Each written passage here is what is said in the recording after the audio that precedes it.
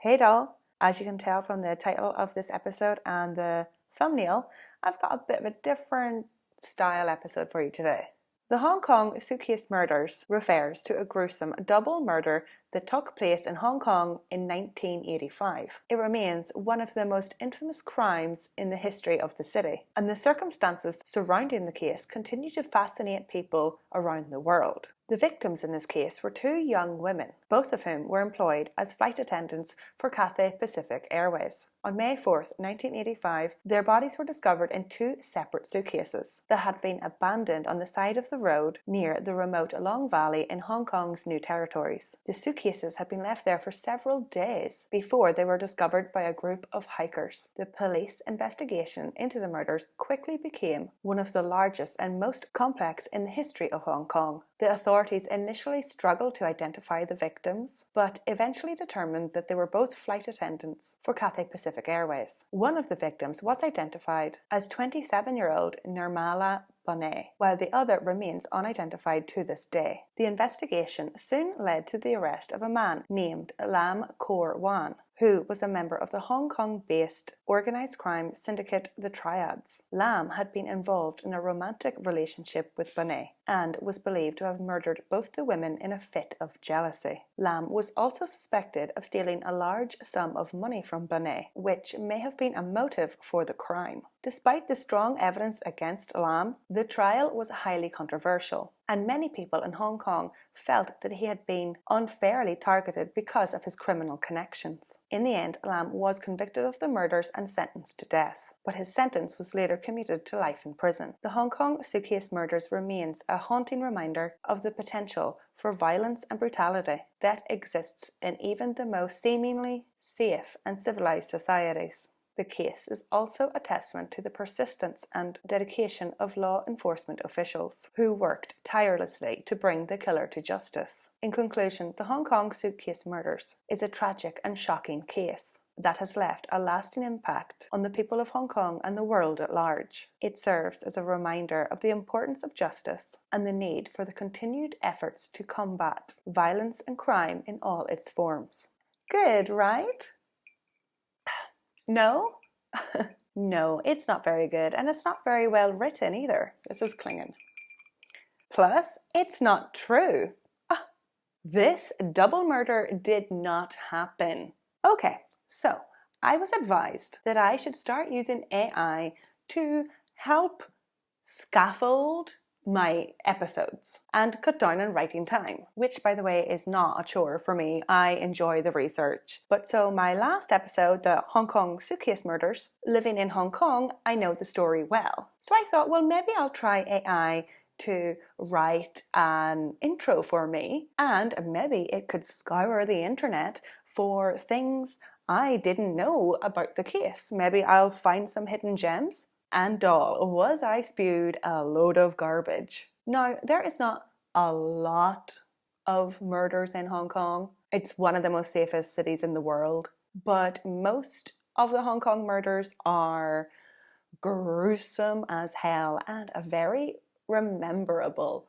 Like, do I need to mention Hello Kitty murder? And so the story that I have just read, wouldn't you know or remember that story of two flight attendants found in a suitcase on a hiking trail 7 days later?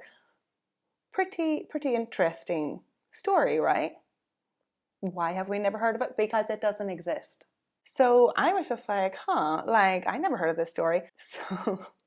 So I was like, AI, please show me your sources. And this is what I got.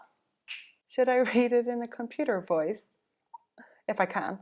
As an AI language model, I generate text based on patterns and knowledge learned from a large corpus of text data. However, I can provide you with some credible sources that can help you learn more about the Hong Kong suitcase murders. Anyway, so the AI spat out these sources to me, which I of course looked into. The South Morning Post. This link, this article, it doesn't exist. The Hong Kong Police Force webpage or article does not exist. And the AI even lied about books. Right, this is like crazy. Books. There are several books that have been written about the Hong Kong suitcase murders, including The Hong Kong Crimes by David T.K. Wong and The Hong Kong Case by Timothy Hallinan. So for a start, it sounds like these books are written specifically about the suitcase murders. And then whenever I was looking for these books, I was like, oh, well, they're like mentioned or like they're short stories. David T.K. Wong, who has a really cool website, I looked at all his books. He did not write The Hong Kong Crimes. Does not exist. This book does not exist. And then we go over to Timothy Hallinan's page, The Hong Kong Case. Again, this book does not exist. He has never even wrote a book about or based in Hong Kong. He's done a few Asian ones in Bangkok, but the computer AI just made up these books. These books don't exist. This case doesn't exist, and AI is faking references, sources, just making shit up. It's bananas. So the AI then cites 2 documentaries, and earlier it said that it scours text-based data or something like that, right? How is it watching documentaries? And is it reading the text? Is it reading the intro, the title, the credits? Is it reading the subtitles? But anyway, basically, I scoured the Discovery Channel Wikipedia and website, and there is no documentary or episode or what called The Hong Kong Murder. The same for Crime Investigation Network, nothing. No documentary or article called The Suitcase Murderer. Now, in the AI's defense, it said at the end of the shit spewing out, it is essential to ensure that any sources you use are credible and reliable, except for when you use them. Shouldn't you say, it is essential to ensure that any sources are credible and reliable? Why are you putting the onus on me? Additionally, it is important to cross-check information from multiple sources to ensure accuracy and avoid misinformation. No shit, Sherlock. You couldn't do that once. Not once. It is a good thing that I had extensive knowledge about this case, about this topic I asked you to help me with. And so I did. I cross-checked, I nitpicked every detail or most details from this story as I could to cite my sources and to rub it in the AI face. If you see me looking down, I am looking down at my iPad. So let's just start from the first sentence.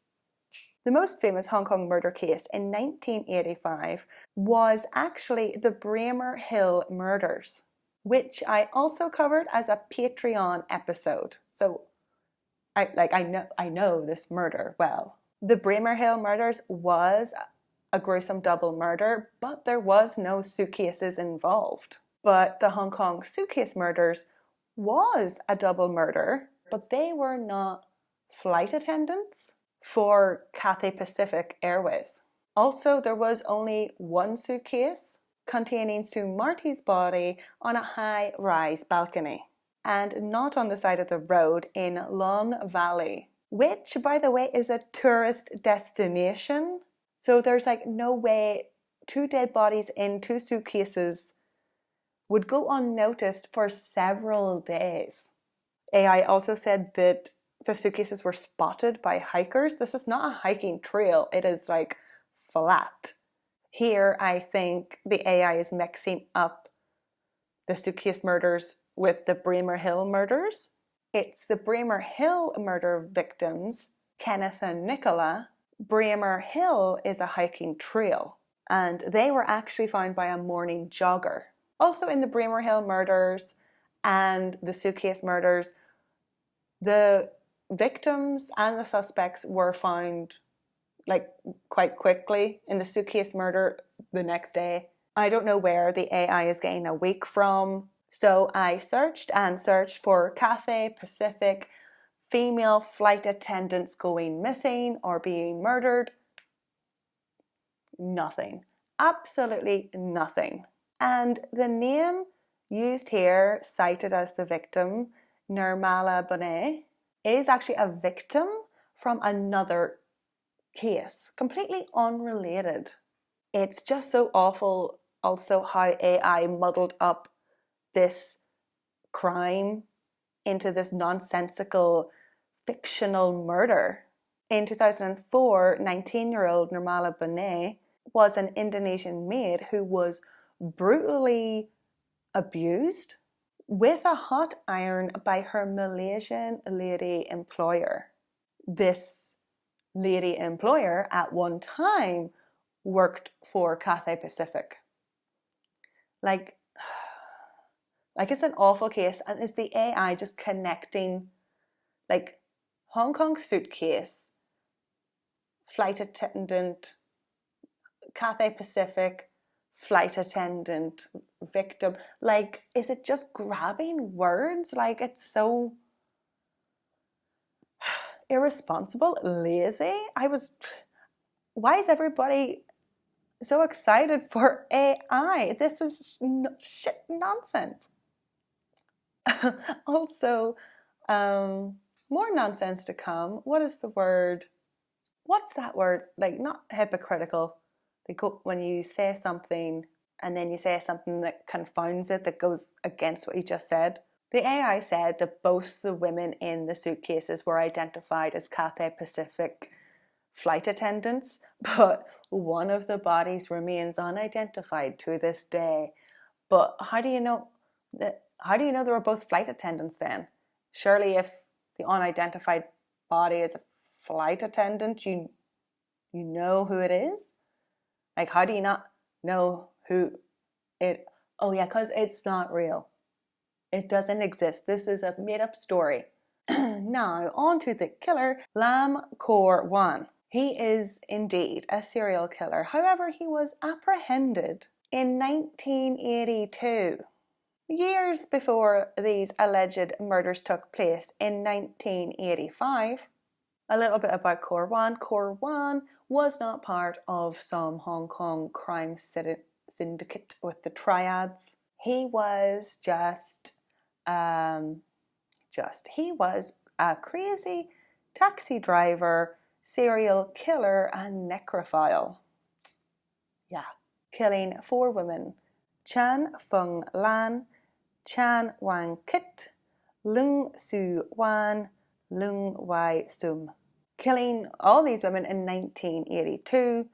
He was arrested the same year. And there is no way Nirmala, the alleged victim in the suitcase, was having a relationship with Kor Wan, as she wasn't even born yet. Also, if Lam Kor Wan stole a large amount of money from Nirmala, how is that a motive for him to kill her? Wouldn't that be a motive for her to kill him? Like, you stole from me, I kill you? Just nonsense. Nonsense. Drink every time I say nonsense story. With this whole money thing, here I believe the AI is muddling in the 1999 Hello Kitty murder of Fan Man Yi. She allegedly stole money from a triad member who then tortured and killed her with others. Kor Wan's trial was not controversial at all. Well, except that it was gross. Like, it's gross, man. As he had no criminal connections. And it was basically an open and shut case. They found body parts in his bedroom and he admitted to it. Kor Wan's death sentence was commuted to a life imprisonment. However, he is in a hospital for the criminally insane, not a prison, as he said that he hears voices. So you can see here that absolutely there's not one thing in this that is right. Even Lam Kor Wan, as a killer, is incorrect. Like, he was not part of the triads. It was not a controversial case, and he's not in prison, he's in an asylum. Like, they can't, like, AI can't even read a fucking Wikipedia, I'm cursing, article. Can't read a Wikipedia article. I think our jobs are safe, guys. Also, can we note that the writing is subpar? Not that my writing is Nobel Prize worthy, but the conclusion doesn't even refer back to the events of the essay. Like, the conclusion, which is basically two conclusions, are so generic. Just shitty conclusions. Not that there was even much interesting in the bulk, in the main part of this essay. The last two paragraphs are generic, shitty, boring conclusions. It's the end of the article, the part you don't read, or podcast or YouTube episode you don't finish. Don't forget to check my I'm a weirdo. Don't forget to check out my actual working episode references and sources in the description. Thank you to my Patreons. Check out the real Hong Kong suitcase murders. Subscribe, like, and salam.